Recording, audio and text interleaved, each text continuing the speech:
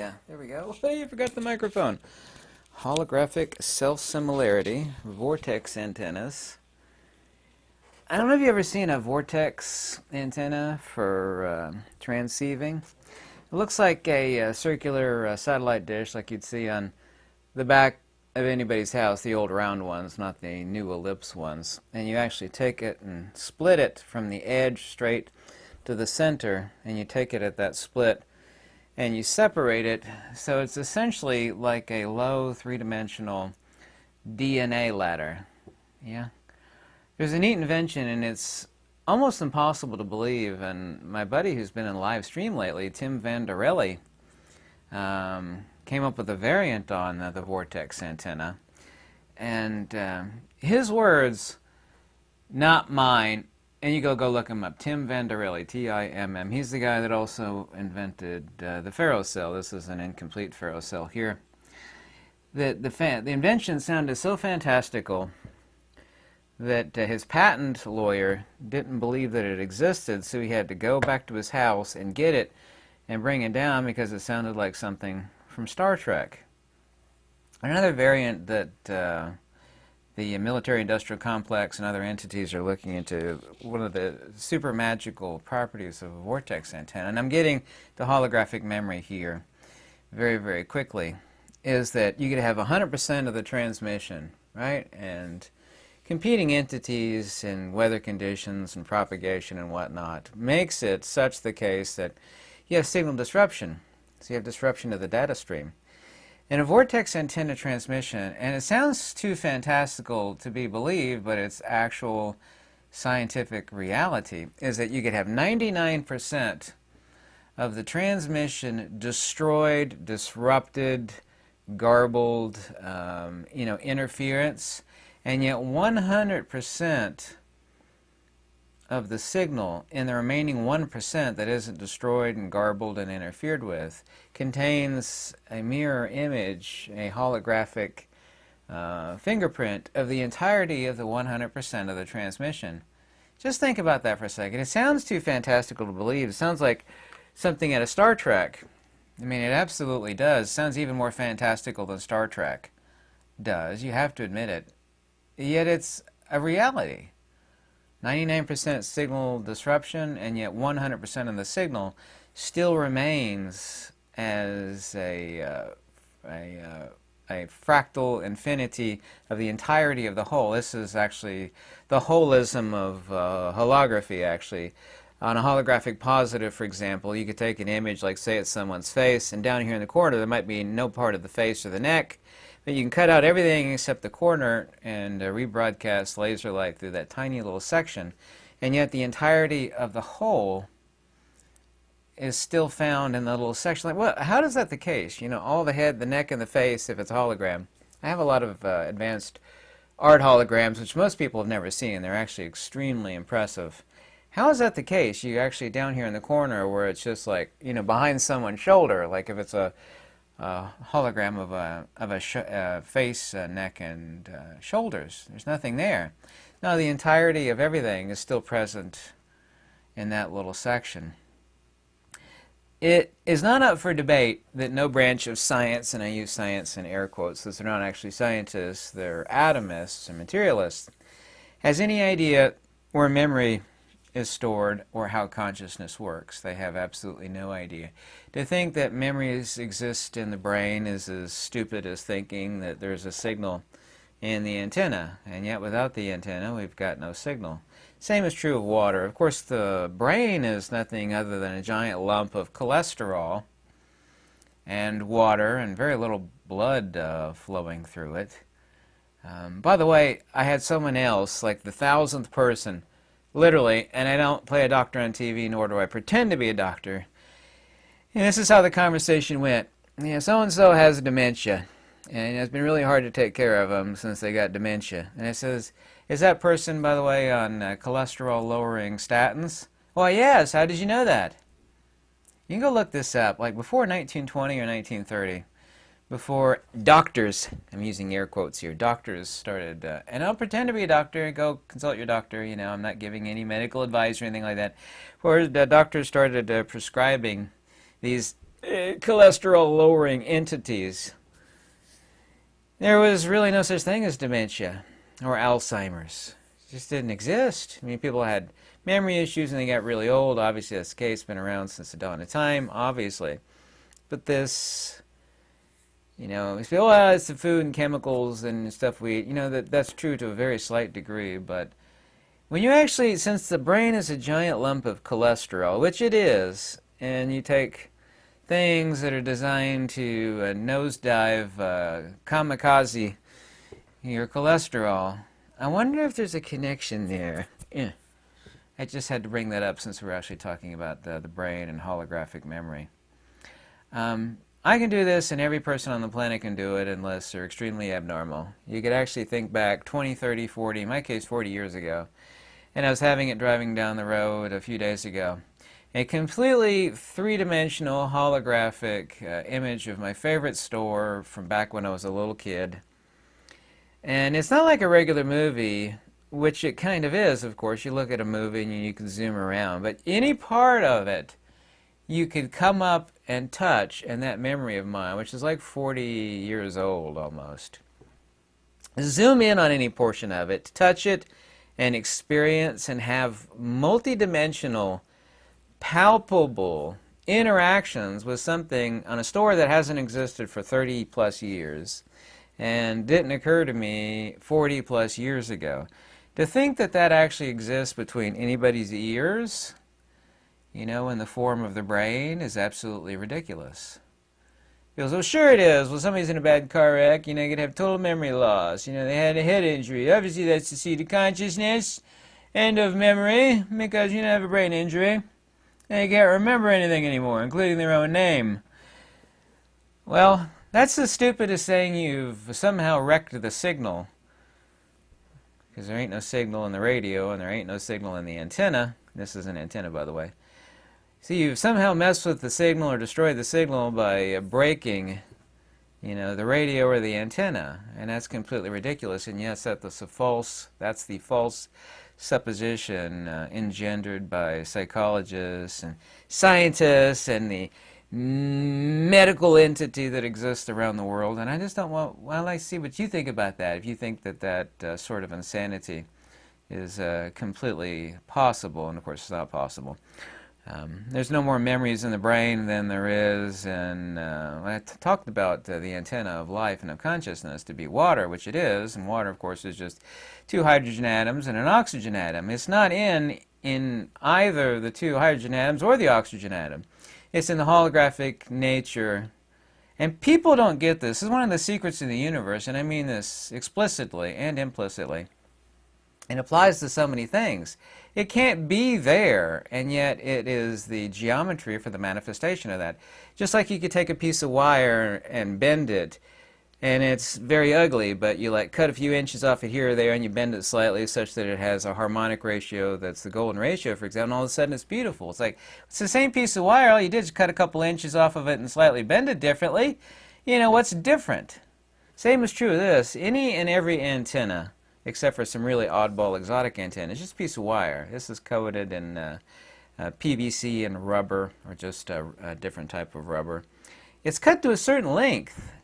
You could take this same antenna and stretch it out or bend it in odd shapes and connect it back, and it would have way worse gain. It's the exact same weight, exact same length of wire, but changing the shape of it and changing the geometry of it radically alters how you're able to transmit and receive, by screwing it on this little port right here through this radio.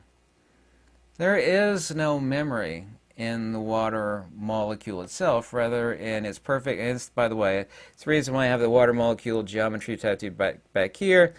That's also, too, the only secret of the Pythagoreans is incommensurability, and the only perfect geometry in the entire universe is the 115 108, 36, 36 isosceles triangle of the Pythagoreans, which in triplicate makes up the Pythagorean pentagram.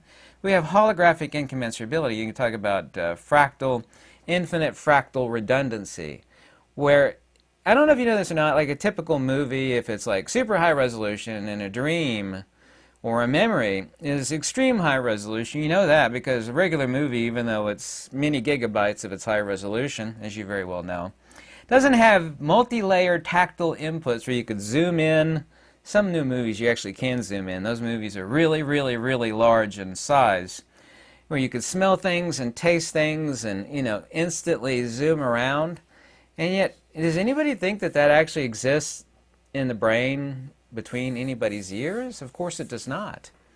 There's no signal in the antenna and there's no memories in the brain. It's like, well, what is the brain? I'm like, well, what is water?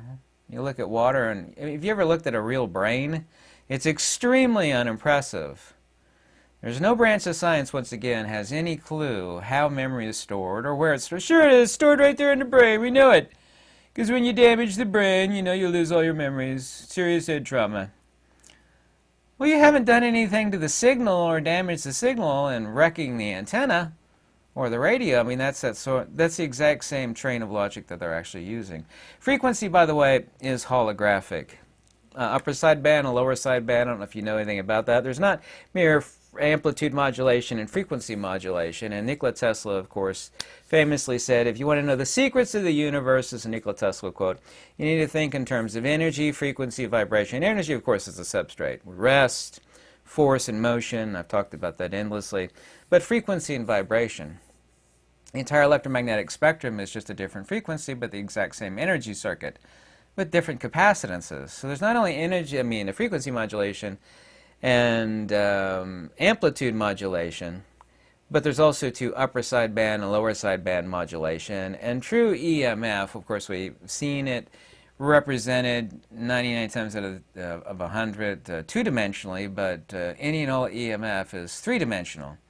And it is no different than the DNA helix itself, which is no different than the thing I told you about that sounds absolutely 100% like crazy, crazy science fiction, which is the vortex antenna.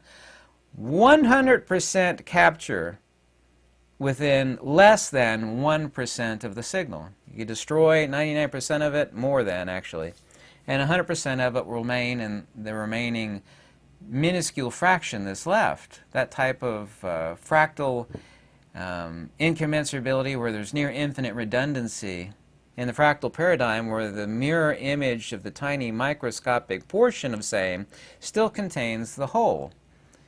This is why explaining incommensurability, and by the way, that's not my opinion, that's the biggest secret of the Pythagoreans, incommensurability. It runs throughout everything of beauty and nature, holographic memory. But anyway, getting back to a single memory, each one of us has millions of memories in our heads, things good, things bad. We can zoom into them, we know the smells, the taste, the touch. We can zoom around in real time, whether it's in a waking state for memory recollection or in a dream state where we're actually having weird dreams like on another planet and interacting with 10-foot tall. It's like, is that one of your memories? I knew you were from another planet. I won't comment on that one. But a regular high-definition movie is countless terabytes. To have a three-dimensional interactive, which we don't have interactive movies. We smell, taste, touch, and kind of like wearing a virtual reality headset, except in high definition. Each one of us has countless millions of memories like that. We also, too, spontaneously generate them. To think, well, the brain is capable of endless terabytes of information storage.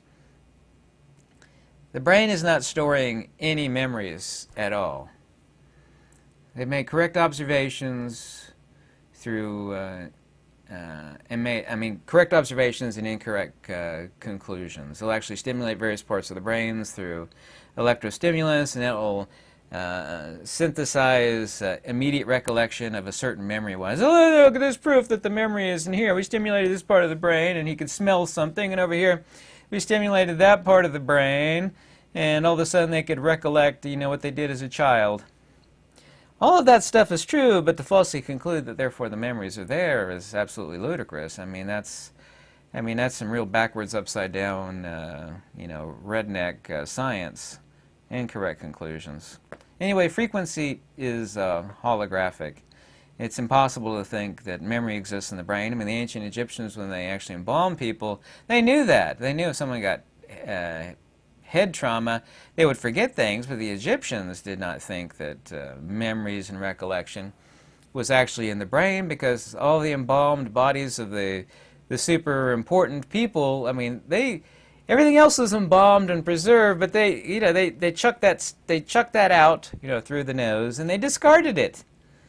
I mean, if they actually thought that the brain was that important, and I've heard actually Egyptologists say, well, the ancient Egyptians did not know the great importance of the brain.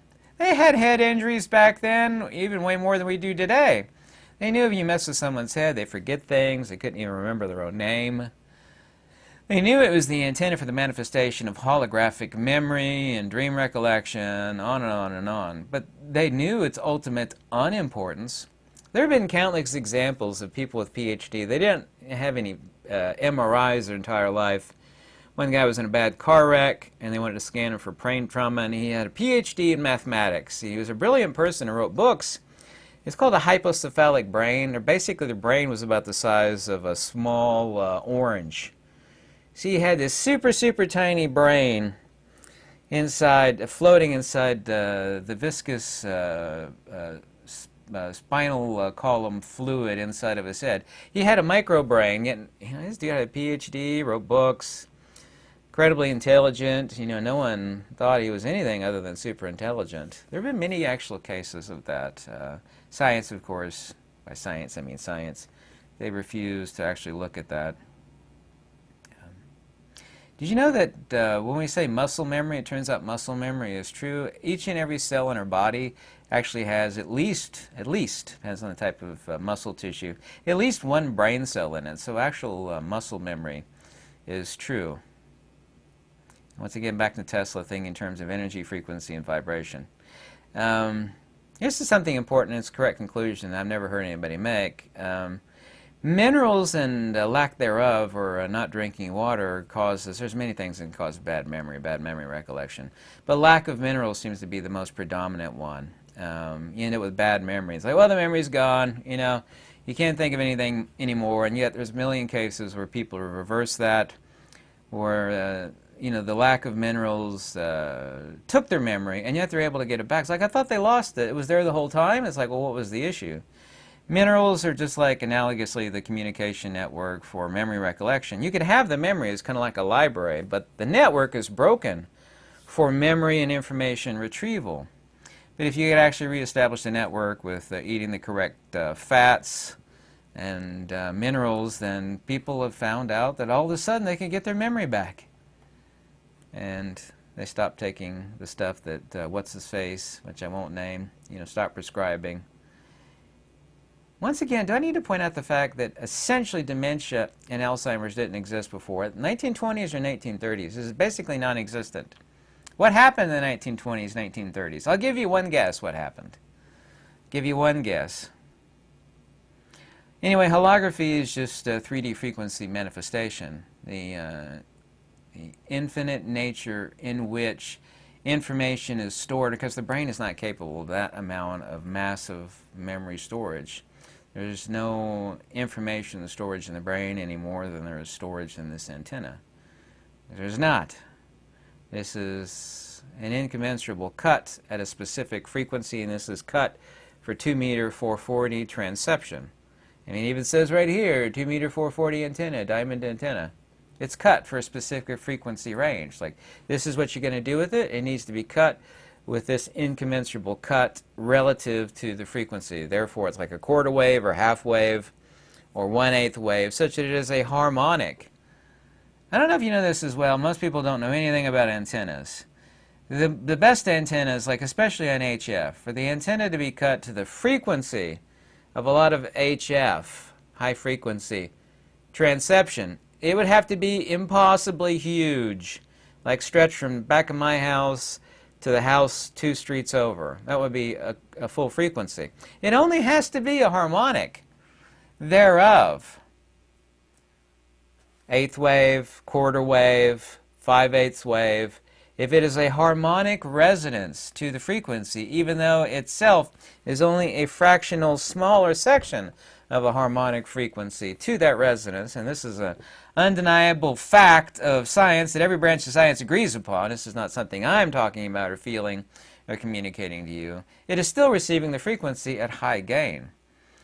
The brain apparently works exactly like a biological vortex antenna. Go look up vortex antenna. There's a lot of picture examples of a vortex antenna, like again a dish antenna, except looks like it's been cut from the edge to the center, and then it's been split. So on the side view, it looks like a helix. You like corkscrew pasta? If you took corkscrew pasta, yeah, you ever seen corkscrew pasta? You like cut off the little end section, you'd have this, split dish. Yeah. Near infinite redundancy. So you only have to have a harmonic to what it is you're trying to receive. This means the implication thereof, and the Egyptians believe this, the Indians believe this, and the Greeks believe this, that memory, the seat of memory, and by seat we mean that metaphysically and loosely, demonstrably, is not in the brain. There is no memory in water, and yet I've said 1,000,000 times, and I'm 100% correct, and the future will prove that, if we have any future, that is, of course, that water is the analogous antenna for the manifestation of consciousness. But there's nothing in the water, just as there's nothing in this coiled piece of wire. And that's all that's underneath this plastic, is a piece of wire with a harmonic resonance relative to what you want to capture. In this case, 2 meter 440, which is 144 to 148 megahertz, and 440 megahertz to 444 megahertz. It only has to be a harmonic. In other words, the whole is found within the part. The antenna is only the part. In the case of like HF, if it's quarter wave antenna or 1/8 wave antenna, the closer it is, the better the gain. But you still get really incredible gain if it's only 1/8 the frequency. Say the frequency of a certain frequency you want to transmit and receive on, the antenna respective to one wavelength is 100 feet long. Yeah. Well, it only has to be 20 feet or 30 feet. It has to be a harmonic resonance to that. It doesn't have to be the entirety of the whole thing. This is a near perfect analogy for the manifestation of consciousness in the brain, but there is no consciousness in the brain, and there's no memory in the brain either. If you think, if you and me and everybody, the millions of memories that we have, that are multidimensional memories where you could walk around, like that memory I was talking about, 40 years old memory. Place doesn't exist anymore. Hadn't existed for 30 years. I can walk around in real time and zoom in, zoom out, touch things, on and on and on. I mean, that is a massive amount of information. And each one of us has millions of those. If you think that's between your ears or my ears, I mean, you're nothing but an atomist, a materialist. Sure, it's in the brain. No, it's not. That's the stupidest thinking there's a signal in the antenna. There ain't no signal in the antenna. What's the antenna serve? What is its function? Well, it's an antenna for the manifestation of the signal such that it could be tuned and received on and transmitted. Exactly! There ain't no signal in the antenna. Today's scientists literally are saying things as stupid relative to memory in the brain as I were to stupidly say something, which I never would, that, there's a signal in the antenna. It's right there, of course it is, because I screw off the antenna, then everything goes to pot. There ain't no more signal. Kind of like somebody with a head trauma. Imagine the head and the brain is the antenna. Damaged it, bent it, broke it, or clipped it here. Oh, things are horrible now.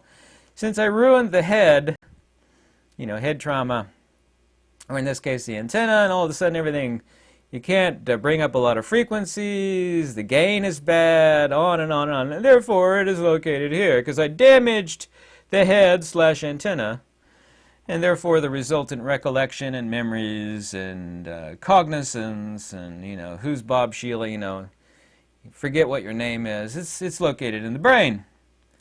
That's a correct observation and an incorrect conclusion. One of the biggest fallacies this world has, and it's unfortunately a nasty aspect of corrupt science. No more memories in the brain than there is consciousness in the water molecule, of course. And to think these endless terabytes exist in the brain, which is zoomable and multidimensional. You could taste it and smell it and touch it and zoom in. Just completely impossible to think something that stupid. Anyway, the Greeks knew this, the Egyptians knew this, the Upanishads knew that, Advaita Vedanta knew that, original Buddhism knew that. But modern science is materialistic. Memory and consciousness is in the brain. No, it's not. No, it's not. Not only that, it's completely impossible to deposit something like that. Sure it is. And they have all these observations which are correct, and they draw incorrect conclusions. Like brain stimulation, they had somebody's head open, you electrostimulate certain parts, you know. Oh my goodness, I can taste ice cream all of a sudden when you stimulate this part. See, it's right there. We stimulate this part of his brain, all of a sudden he's licking an ice cream cone. That's a real example, actually. Someone was doing that, and then the patient is licking his lips like he's, licking on an ice cream cone, a memory he had. Well, that's correct. The observation is correct, and the patient's telling you that, but that doesn't mean that's where memory's at. Stimulating that part of the antenna for the reception of the recollection of, and this is all harkens back to fractal self-similarity. Kind of like this shell, if you actually cut it, I can cut this part of the shell, and this little part will look like the hole. And if I cut it here, this part will look like that part, and that part will look like this part.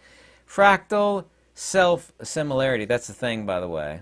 FSS, fractal self-similarity. Pretty sure the DNA helix looks exactly like an extended out, multi-dimensional, multi-layered vortex antenna. Go look up what a vortex antenna is. Or my buddy Tim Vanderelli's invention. And maybe you could email him, ask him the story about when he brought that invention down using a quadrupolar electromagnet and lasers. That his patent, and he has, I think, 7 patents. His patent lawyer didn't believe him because it sounded too crazy, too fantastic. Well, this is crazy science fiction.